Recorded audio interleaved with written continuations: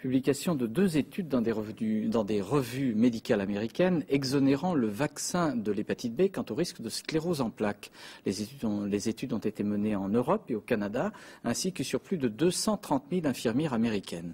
Explication Jean-Daniel Flezaki avec Benoît Thévenet et Frédéric Delarue. C'est à partir d'un groupe de 240 000 infirmières américaines que les épidémiologistes de Boston ont mené leur étude.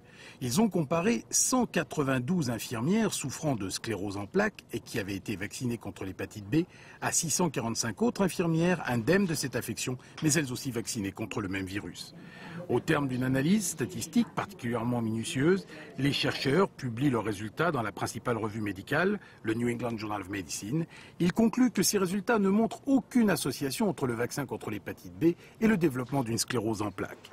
Pour les spécialistes des maladies du foie, cette étude devrait avoir des implications en santé publique.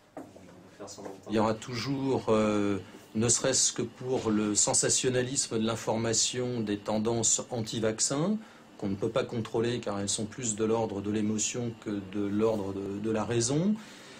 C'est, je pense, en tous les cas pour les politiques, la démonstration que dans les situations où la vaccination est nécessaire, on peut la réaliser avec plus de soulagement probablement qu'on pouvait en avoir ces 2 dernières années.